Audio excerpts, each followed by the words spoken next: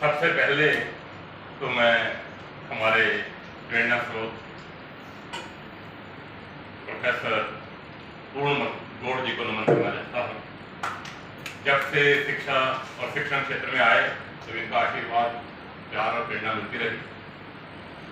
और मंच पर विराजमान महानुभूतियां जब छोटे थे तो आज जगत के अंदर एक पत्रिका है, साप्ताहिक पत्रिका, उसमें आदरणीय सारस्वत मोहन मनीषी जी की हम कविताएं पढ़ते थे और इनके दर्शन का सौभाग्य मुझे आकाश विद्यालय के बाद मिलना शुरू हुआ। पहले सोनीपत मिले, आज फिर बहुत अच्छे ढंग से इनका वक्तव्य और कविता पाठ सुनने का अवसर मिला, इनका प्यार आशीर्वाद मिला।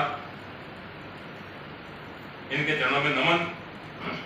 और हमारे जो प्रोफेसर हैं श्री चंदन जी, इनका जो वक्तव्य सुना तो ये तो साहित्यकार होने के साथ दार्शनिक के रूप में भी मुझे इनका जो वक्तव्य प्रभावित कर रहा था। और जो एक भाषा का प्रवाह, ऐसा वक्तव्य सुनना बड़ा सौभाग्य से मिलता है, बड़ा ही दुर्लभ इनका वक्तव्य सुनने को मिला। बहुत बहुत वंदन। और मैडम रेणु जी, इनके तो फूल चढ़ते हैं माने में मालूम ही है, सरस्वती बोलती है हमेशा।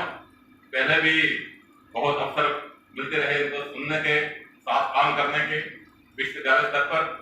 और आज पुनः इनकी जो सरस्वती धारा और काव्य धारा और जो भावना में अभिव्यक्ति का जो प्रकार सबको प्रभावित करता है, बहुत प्रभावित होते हैं आपसे। सरस, आपको भी वंदन नमन।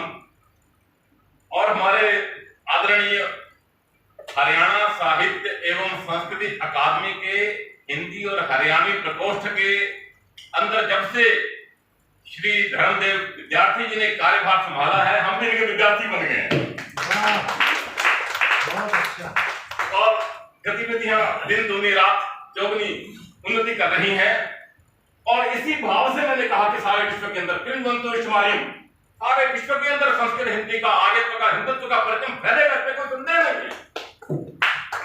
संख्यात्मक निष्ठा इस सभागार के अंदर बैठे हुए इतने ओजस्वी वक्ता, इतने ओजस्वी श्रोता, एक एक के अंदर इतनी ऊर्जा है कि ये संकल्प अवश्य सिद्ध होगा, इसमें मुझे कोई संदेह नहीं लगता। अहम तो वच्मि यथा अद्यत्वे संपूर्ण विश्वे सर्वजनाः योगं कुर्वन्ति, सूर्य नमस्कारं कुर्वन्ति, आसनानि कुर्वन्ति, तथैव संपूर्ण विश्वे सर्वजनाः हिंदी भाषा, संस्कृत भाषा ज्ञास्यन्ति, वदिष्यन्ति, व्यवहरिष्यन्ति, नास्ति संदेहः। मुझे कोई संदेह नहीं है। आपके संकल्प के अंदर शक्ति होनी चाहिए। और महाकवि सूरदास जी की जन्म मैं तो पहली बार देख रहा हूं, आपके प्यार से, आशीर्वाद से उसका मुझे अवसर मिला है। और आपने सबको इतना सम्मान दिया है, मुझे भी इतना सम्मान दिया। नहीं तो आप हर जगह वर्गीकरण हो गया, ये संस्कृत वाले हैं, ये हिंदी वाले हैं, किंतु आपने सब भेदभाव बुला करके इतना अधिक सम्मान दिया। मैं तो श्रोता के रूप में यहाँ आया था सुनने के, और आपने इतना सम्मान दिया, तो आपको प्रशंसक वंदन। और यहाँ की जो प्रतिष्ठिता प्राचार्य जी नमिता जी हैं, वो 24 घंटे डीएवी के प्राचार्य तैयार रहते हैं संगोष्ठियों के लिए, कार्यक्रमों के लिए। ऐसी छोटी बात नहीं तो बुखार चढ़ जाता है, कोई कार्यक्रम करना हो ना, बुखार चढ़ जाता है, किंतु तन मन धन से समर्पित हैं। और ये हमारे, मैं तो जब इनको सुना तो मैंने कहा ये हमारे युवा वक्ता कौन है, तो कहने लगे ये भी जुड़े हुए हैं। और भारत जी, मनोज भारत जी, मनोज भारत महामंत्री हैं हमारे परिषद के। हाँ, परिषद के महामंत्री। आप अध्यक्ष हैं, मंत्री हैं। जहां ऐसे अध्यक्ष होंगे तो वहां से मंत्री होंगे ही होंगे। और आप सबके अंदर जो शुरू में, अभी वो वीरेंद्र समारोह गए, भारती जी, भूपेंद्र भारती, साहित्य संगीत कला विहीन साक्षात पशु पुच्छ विषाणहीन। आज हमें सचमुच इंसान बना दिया है आपको।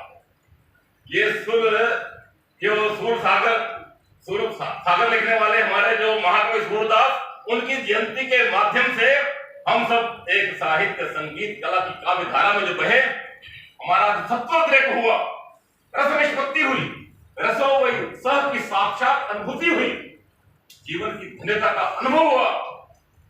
इसी से ही समाज के अंदर, राष्ट्र के अंदर, विश्व के अंदर विश्व शांति का संकल्प साकार हो सकता है। आप ही आशा की किरण है, ऐसे ऐसे महोत्सव ही आशा की किरण है। और बहुत नाम मैंने लिखे हुए हैं, अब जो भाव आ रहे हैं, देखो मैं भी सहृदय कवि हूं और बड़ी भावना मन में है, समय बहुत ज्यादा हो जाएगा। सूर सूर तुलसी शशि उड़गुण केशवदास, बाकी सब खत ज्योत सम जहत है करत प्रकाश। ये सुनते आए हैं हम, और फिर मैं पढ़ता रहा, थोड़ा वो सुनता रहा विद्वानों से, और सोए सोए जो कुछ दोहे के रूप में टूटे फूटे भाव हैं आपके चरणों में समर्पित है, आपका आशीर्वाद चाहूंगा। 1478 हुआ जन्म सूर कवि याद, तो याद आ रहा है हमें कि 1478 हुआ जन्म सूर कवि याद, और हरि के सिही ग्राम में, हरियाणा के सिही ग्राम में, मैं पूछ रहा था सिही ग्राम कहाँ है इनका, वो कहते यही तो है सिही ग्राम, जहां पर यज्ञ हवन हुआ, जहां पर वो स्थापना हुई, पूजा हुई। तो हरि के सिही ग्राम में और बल्लभगढ़ के पास सारस्वत ब्राह्मण सभी वेदों के विद्वान, मथुरा जी के घाट गौ रहने लगे महान, रामदास गायक बड़े सुरलय के सरताज। इनके पिताजी का नाम था रामदास। रामदास गायक बड़े सुरलय के सरताज, जन्म से चक्षु विहीन थे सूरदास महाराज। एक जो भावना चली आ रही है, किंतु आज तो आपने प्रमाणित कर दिया और तर्क से सिद्ध भी कर दिया कि वो जन्मांत नहीं थे, बाद में हुए, किंतु उनका जो वर्णन है वो सिद्ध करता है कि उन्होंने सब पहले देखा।